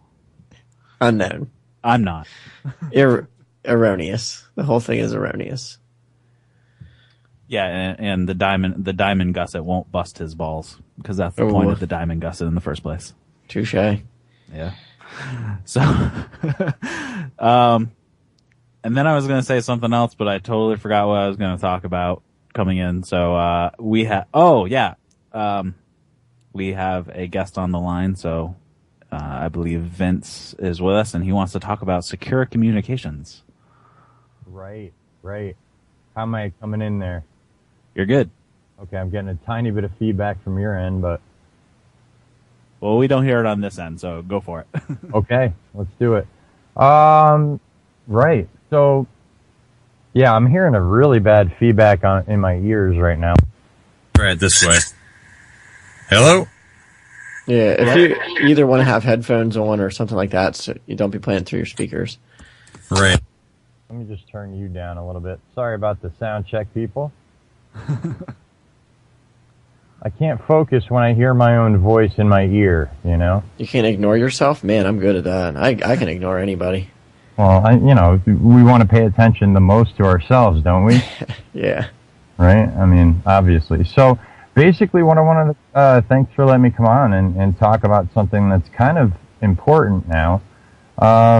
What I wanted to get into is when we hear about these revelations, we hear about like NSA, that there's stuff that most of us knew all along anyway, but then, it comes out for some reason it comes out on CNN and MSNBC, and then that makes it real. But basically at that point, then we know that, as we suspected, they're listening to everything electronic pretty much. They're putting it in a database. And, for those of us that are activists, I'm really shocked. I'm absolutely stunned at how many people did not just jump right off of Skype, for example, which we happen to be talking on, full disclosure. Didn't just jump right off of Skype and get some kind of secure communications, because, as I, chatted to you a little while ago, basically, I don't understand how we can win if our opponent is basically in the huddle, with us, basically listening. Okay, you're going to call this play. Okay. Yeah, we'll be ready for you. So, there's people in all different types of activism, and, all of them are really united on that one, goal. And that is that pretty much most of the people in any form of activism is in some form of way, going after, the government, in some way they're somehow trying to kick and scratch, their rights back away from this government. So what we really need to do is start adapting a lot quicker, and it seems like the movement is very slow and very lethargic to changing their ways as far as opting out of all of these different things. Like, for example, we believe in a free market. I mean, most of us in this movement believe in a free market, yet we do not punish the businesses that do bad things. We still go and we patronize. I mean, we're still on Skype, and really the only reason I'm still on Skype is because I've got a lot of friends there, and I'm trying to get them over to Unseen, and I want to give them a plug. It's unsene.com, and it's the same guy that runs Before It's News, Chris Kilty, who runs Before It's News. He's on Jack Blood's show a lot, actually. He's been on actually InfoWars as well. But basically he's been, and I actually chat with the guy all the time, and he's got a couple of different versions already out. He's got a Linux, a Mac, and the Linux, Mac, and Windows version. So you can download all of these. You can use the web version if you don't want to download an app first, but it's basically secure encrypted communications. You can double your protection if you want, whereas you can also have it make you enter a passphrase every time you log into your account, so that only your browser knows in JavaScript how to decode this stuff. So it's pretty high tech, good stuff that I've been. And as I said, I talk with the guy who's setting this stuff up pretty much all the time, give him bug feedback and stuff like that. I've used the Linux version. There's a lot of things that we really need to do that we can do in our own, just without even leaving the house. There's a lot of things that each one of us can do to change the game here, and start just opting out of a lot of these services that we know. They say, well, I have nothing to hide. Yeah, but yeah, you do. You have. Okay, we're going to be meeting at this coffee shop to talk about our plans to go up against the town council on this or that thing. The fact is we really don't know how many of us, if we're in any type of activism, you gotta just basically assume that they're going to be looking at you and watching you and trying to throw a monkey wrench into whatever it is that you're doing. Because if you succeed at what you're doing, those people lose their jobs. And I mean, basically that's what this is all about. It's about employment. You've got a lot of people being afraid that they're going to lose their jobs. Now you've got a government shutdown supposedly that's going to happen on the 1st of October, and maybe some people are going to be like a little afraid of that. And myself, I'm like, it's about time, because I'll have probably a little bit more freedom. I mean, it might be a little bit. I don't think they're going to just stop sending people checks, but that could be interesting if that happens, seeing as half the country is on some sort of government dime, whether it's Social Security or whether it's unemployment or Medicare or any number of different things where the producers are basically supporting people that aren't producing. So, I mean, that's why we're at a net no production going on in this country. So I guess for me, a lot of the stuff that I do, it doesn't really matter if they know. Mm-hmm. And that tends to be the point on some of it, is give them the heads up, because the more that show up, the better. Mm-hmm. Yeah, even if it's the opposition that shows up in mass, because that sure. brings an interesting dynamic. Right. Though there are some times where I'll use PGP to send a text message or a priv note for some encrypted message that contains some serious information or whatnot. Most of the time, everything I do is in public anyway, so I guess it really depends on what you're doing for activism and what the end goal is. Them knowing ahead of time doesn't affect what I do, and actually them knowing ahead of time is better for my goals. If they know that we are definitely going to be out cop blocking on Friday night, Keene Police Department, we're going to be cop blocking on Friday night like we have been for the past 5 weeks. So, we're going to be out there and watching, so you guys better be on your best behavior or don't do stupid stuff. And I want them to know I'm there, so. Right. I agree with you on everything you just said, because like in what you're doing, you're in a media situation.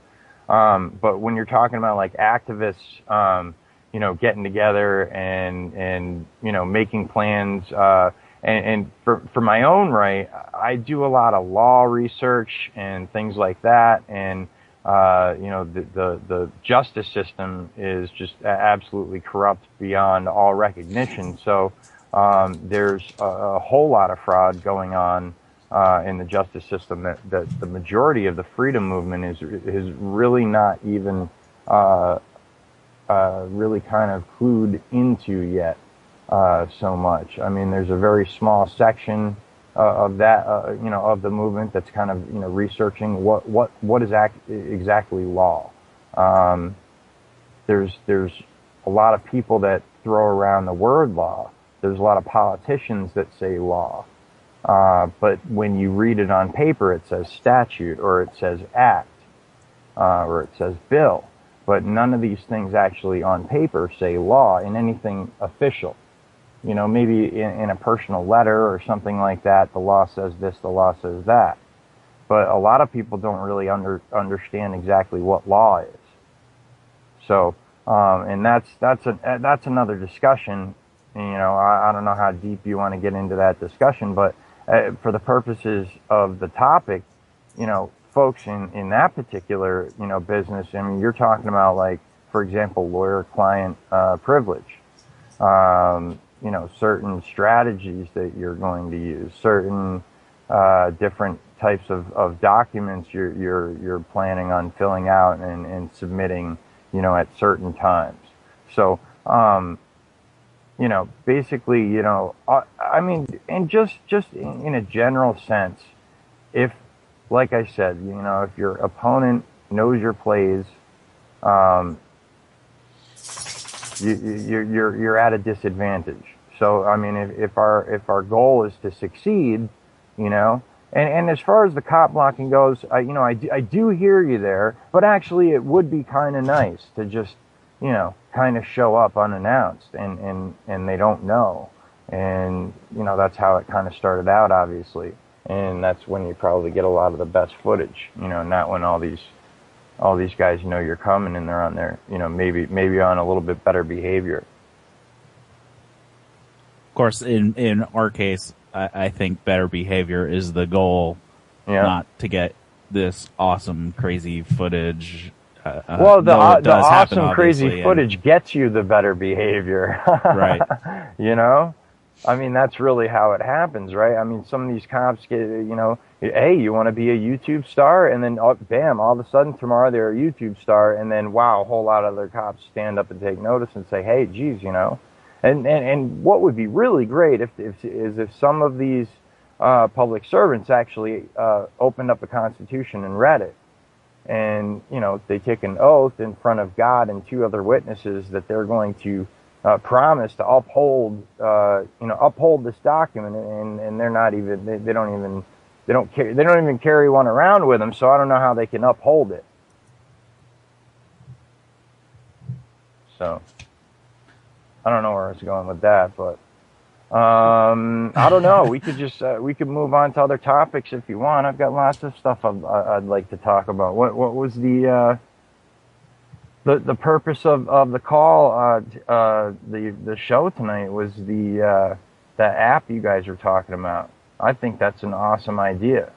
I think that's really great. Yeah, I think Cody really kind of found something, that the market was looking for, and man, it's what we need. This is awesome. This is where it should be, and I hope. I don't know that. I hope that everyone's ready for it, and I hope that he can get the funding. But the biggest thing is getting the word out there. And right now, what we can do is spread the word. So we kind of ask everybody to help Cody out. Even if it's not monetarily, just tell your friends about it, talk about it, research it, do whatever you got to do. You don't always have to give money to help. So even just talking to your friends about it helps.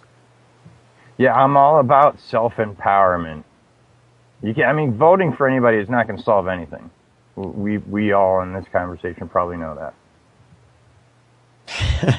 Yeah, unless it's a sheriff. Unless it's a sheriff and it's an overwhelming victory.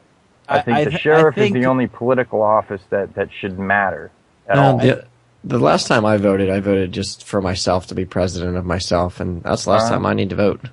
Right on.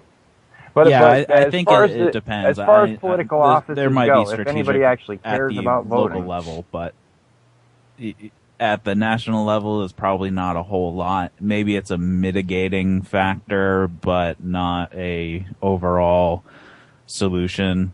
At the local level, you might have a lot more influence because you need a whole lot less people to actually show up. Well, see, the point is that the sheriff is the one office that's standing between you and the rest of the quote-unquote government, right? And just let me clarify when I say government, because it's actually just the servants. Those are the servants, because like I'm the government and you're the government. We the people are the government. It's the only country on the planet where it's set up like that. At least we're supposed to be. We are the government. Well, we're getting the government that we deserve, pretty much. How many of us were, I actually been doing this for about 25 years, but how many people were, really paying attention even 5 years ago? We're getting the government we deserve. But it's right down, but I would say the principal problem, and the whole movement really isn't onto it yet. The principal thing that we all need to do is learn law, and that gives you self-empowerment as well. And a lot of you guys are learning a lot of the laws, but I don't think a lot of the folks at CopBlock really understand the difference between a statute and a law and how that all works. And that one is a commercial regulation, and the other one is like a law.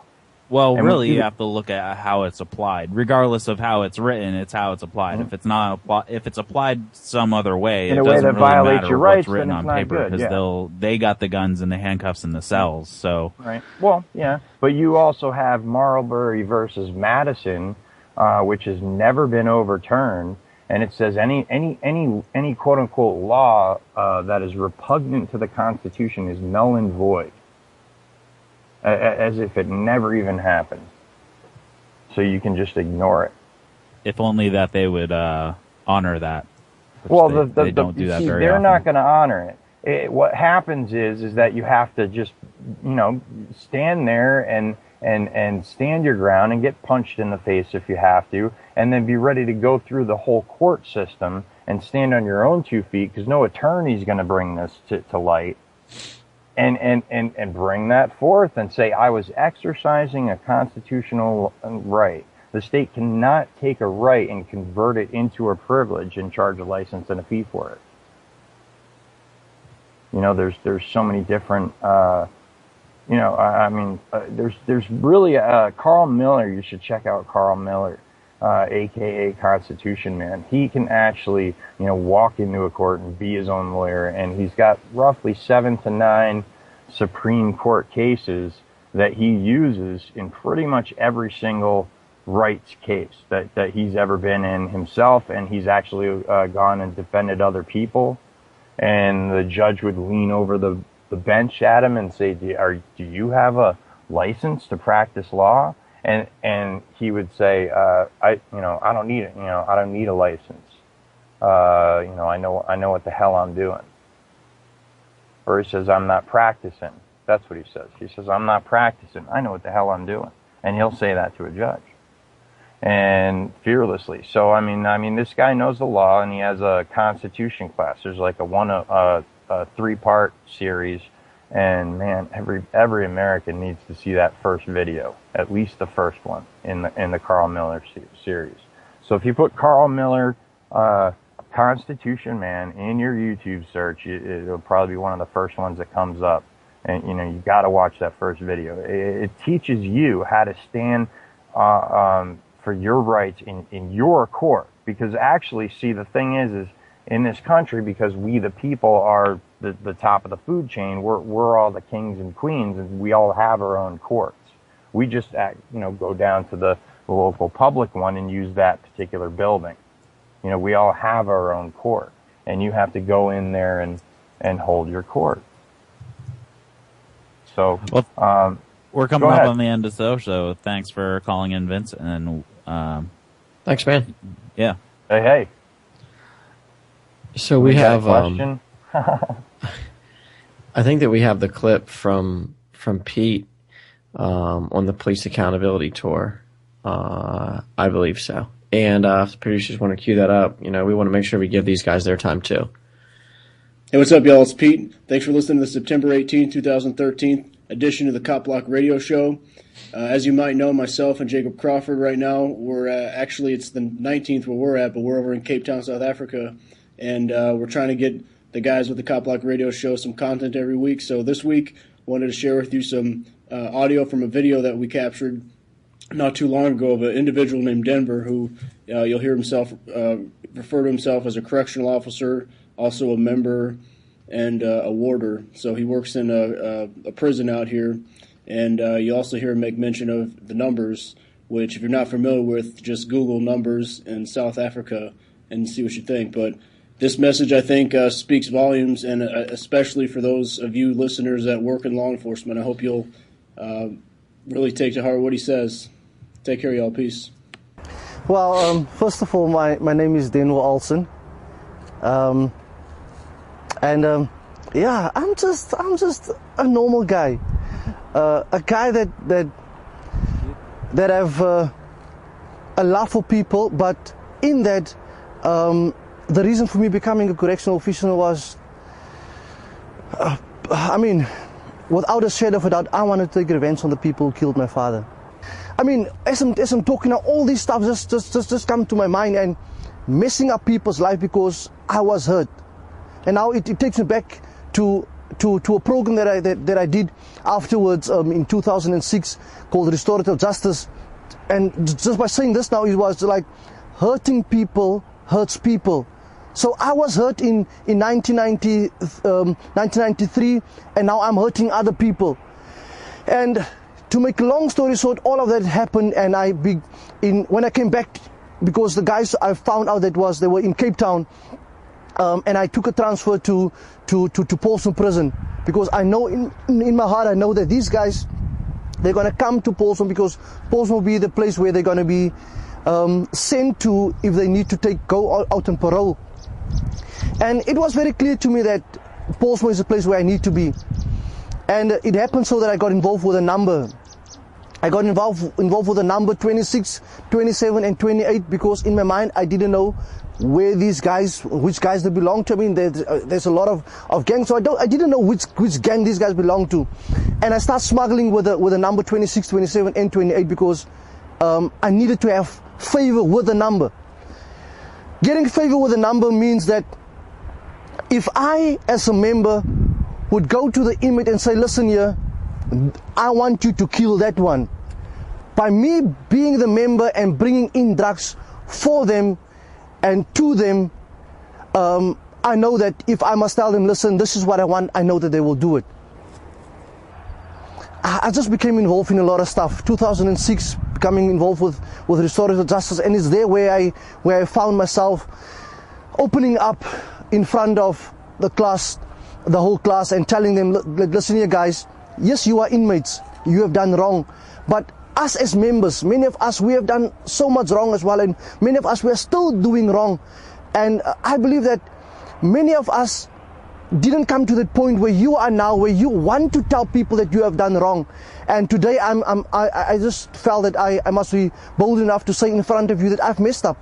And I was involved into drugs, smuggling into prison, and I've been involved with a number.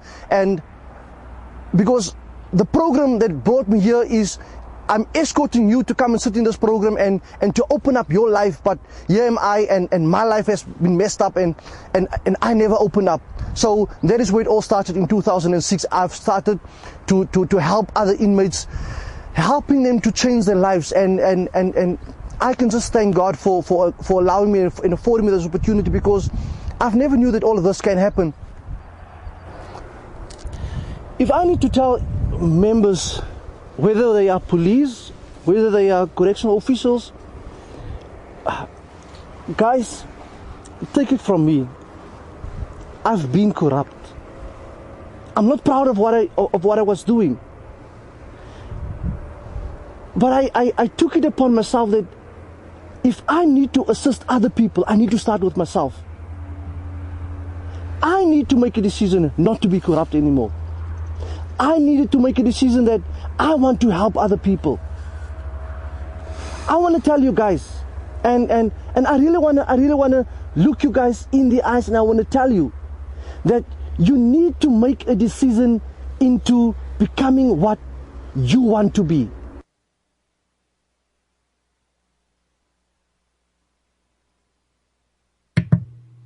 That was a bit of an abrupt ending to that clip. Yeah, I kind of expected Pete to kind of like jump in there, and I was like, oh, wait, well, that's it. So we went a little long tonight, but that's all right.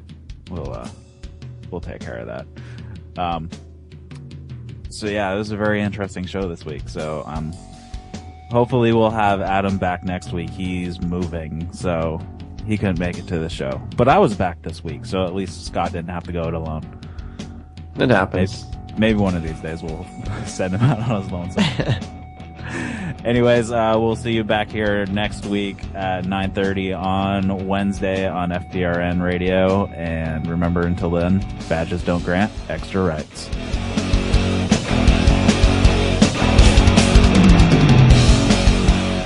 Thanks for listening to FPRN. Don't forget to check us out on Facebook and Twitter.